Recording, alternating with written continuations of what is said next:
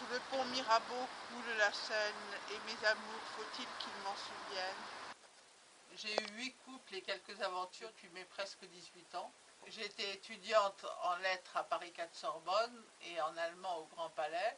Et mon premier ami, Giovanni Iopolo, était un franco-italien en maîtrise de l'italien au Grand Palais. Son père était écrivain, il était mort, c'est lui qui avait écrit Le Petit Soldat de Godard. Et sa mère était peintre, il habitait avec sa mère.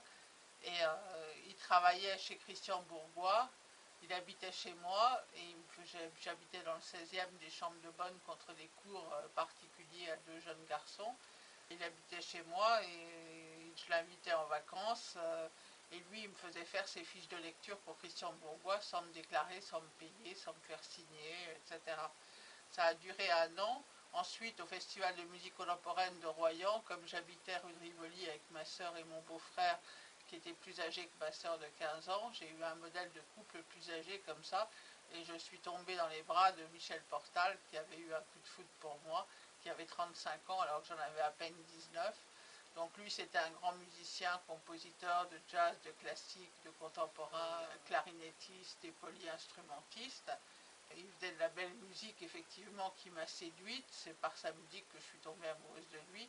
Il était divorcé avec un enfant. Je l'ai connu rue de Rivoli, quand j'habitais rue de Rivoli et dans le studio qui est d'Anjou. Ça a duré plusieurs années, mais il saoulait mon professeur, mon initiateur. Il avait peur d'être accusé de détournement de mineurs. C'était un peu un don Juan qui me trompait à qui mieux et donc qui me rendait suicidaire. Donc ça m'a pas réussi, mais j'ai eu du mal à m'arracher à lui.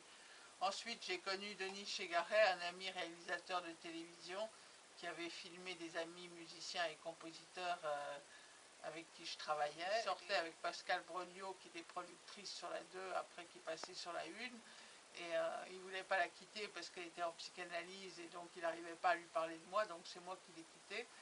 Et finalement, je l'ai retrouvée plus tard quand je vivais avec Michael Lévinas, boulevard du Temple. Et là, il me faisait travailler comme comédienne pour choisir les castings, comme scénariste et dialoguiste sur des dramatiques télé ou sur des films, un film sur le racisme où j'étais consultante scénario. Et c'est pareil, il ne me déclarait pas, il ne me payait pas, je n'étais pas au générique, donc j'étais complètement exploitée. Après Michel Portal et Denis Chegaray, j'ai vécu avec Guy Le Quérec, un photographe de Magnum, qui avait créé l'agence Viva et qui est passé à Magnum. Et j'habitais chez lui dans le 14e, enfin je passais mon studio à ses amis. Et à l'époque, j'ai eu ma première pièce de France Culture qui représentait la France pour le prix des radios francophones internationales. Je suis devenue critique de radio aussi à son magazine. Et lui, qui était photographe, qui était divorcé avec une fille de 15 ans, qui avait 11 ans de plus que moi. Donc on a vécu pendant 1 an et demi ensemble. Et c'est une amie d'une amie de Marianne Epin, une amie comédienne avec qui j'ai passé mon bac à Fénelon, qui était photographe, qui s'est fait présenter par moi à Guy Le Quérec et qui m'a remplacé auprès de lui, donc qui m'a quitté pour vivre avec elle, qui avait un petit garçon qui était divorcé. Ensuite, j'ai connu par une association où j'étais formatrice de formateurs en des stages d'écriture et psychanalyse, écriture et littérature, publicité, cinéma, etc. et animation de réunion. J'ai connu Pascal Bouchard, qui était un agrégé de lettres, qui était professeur à Dieppe, qui était en divorce, dont la mère était psychanalyste et à Paris et qui trouvait que j'étais un génie de la psychanalyse et qui me prenait des idées de stages pour les faire après à Normal Sup. Il s'inspirait de mes stages, il me prenait mes idées. Et lui, il est devenu journaliste à France Culture dans les choses pédagogiques. Et puis maintenant, il s'est remarié avec une institutrice et il a créé une agence de journalisme sur l'enseignement, la pédagogie, les techniques nouvelles. Ensuite, j'ai connu Michael Lévinas par des amis musiciens et compositeurs où on avait fait une pièce par l'ambassade des États-Unis, un opéra contemporain. Et donc lui qui était pianiste et compositeur, qui rentrait de la Villa Médicis à Rome et qui habitait chez ses parents, Emmanuel Lévinas, le philosophe, et sa mère, dans l'école juive à Michel-Ange Auteuil. Et donc il a eu un coup de foudre pour moi, sauf que j'étais pas juive, et donc que ses parents étaient racistes vis-à-vis de moi, et que finalement il ne voulait pas d'enfant, il ne voulait pas se marier parce que j'étais pas juive, et donc il a fini par épouser quelques années plus tard une juive qui a eu tout, elle, pour construire sa vie, même s'ils sont en divorce, je crois, à l'heure actuelle. Mais bon, c'était un couple d'amour, c'était un couple de création, de poésie, de création. Mais il ne voulait pas travailler avec moi, pas me faire d'enfants, pas m'épouser. Il habitait chez moi, etc. Donc bon.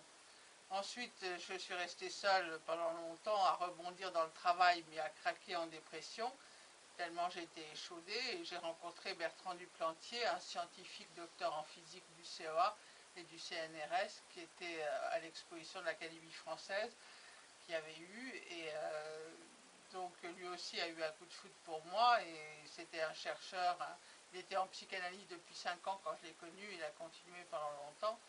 Et donc, on a eu un couple pendant 2 ans et demi, 3 ans. Et j'ai rebondi dans le travail et dans mon couple, mais j'ai perdu mon père à ce moment-là, j'ai pas eu d'enfant.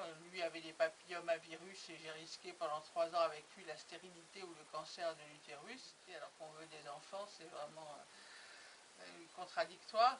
Mais il m'a quitté lui aussi, même s'il me rappelait 1 an après, ou si je le rencontrais 5 ans après, ou 3 ans après. Et ensuite, je suis restée de nouveau seule, et puis j'ai rencontré quelqu'un, Jean-Paul Darbonne, qui avait 48 ans, et moi j'en avais 42, et donc qui était notaire en banlieue parisienne en 94, et qui habitait Milly-la-Forêt, Fontainebleau. Son père, maire de Milly-la-Forêt, s'était suicidé quand il avait 16 ans. Et il a un de ses associés notaires qui a eu un cancer, qui s'est suicidé, qui a tout laissé à sa femme et à sa maîtresse. Et donc je l'ai guéri de la dépression, je l'ai fait se soigner.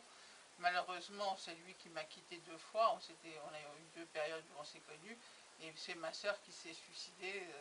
Et j'ai pas sauvé ma soeur alors que j'ai sauvé mon ex-fiancé. Et c'est ma soeur que j'aimais. J'ai été échaudée par mes amours qui n'ont duré qu'un temps et ne m'ont rien apporté pour construire ma vie. Ni mariage, ni enfant, ni aide professionnelle et sociale, alors que moi je leur ai tout donné et je leur ai très bien réussi.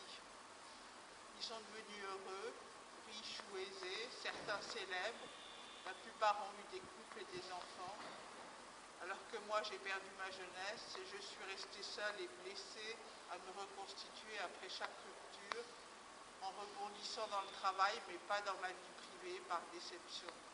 Je suis seule depuis ma dernière séparation et le suicide de ma sœur qui était lié. J'ai fait une procédure à mon ex pour la venger et pour l'honneur. Je l'ai gagné même s'il était notaire, mais je n'ai pas refait ma vie. Aujourd'hui, les années ont passé, je pleure toujours ma sœur, mais je voudrais me reconstruire et rencontrer quelqu'un. Dans l'idéal, un homme qui m'aide et qui travaille avec moi, que je puisse rebondir dans toutes mes activités littéraires et artistiques, tout domaine, adultes et enfants, et ma production d'idées, mes 18 carnets d'idées, 1695 pages d'idées, dont la plupart sont bonnes, et dans mes anciens domaines, édition, théâtre, radio, cinéma, musique, journalisme, enseignement, et aussi dans d'autres domaines comme le social, l'humanitaire, le politique, le médical. Et donc certaines sont à vendre contre les pourcentages des droits d'auteur et d'autres sont à donner, à échanger contre les services, des honneurs, à faire réaliser par les autres. Je voudrais les publier en livre et donc que les gens puissent s'y intéresser et me contacter pour collaborer avec moi s'ils ont besoin d'une idée pour créer une société, une association, une entreprise. J'ai besoin d'un couple complémentaire dans les forces et les faiblesses, où chacun puisse pallier les faiblesses de l'autre et les lacunes de l'autre pour à deux devenir performants. Moi, j'ai beaucoup à apporter, mais je souhaite la réciprocité, ne plus être seule à donner comme dans le passé. Je cherche un couple dans le dialogue, dans la confiance, dans le partage, dans l'amour, dans l'amitié. Je voudrais aussi rencontrer de nouveaux amis avec qui collaborer, pour renouer avec mon enfance et ma jeunesse heureuse, très entourée. Mais le malheur, la mort éloignent les autres, ils ont peur, comme si c'était contagieux.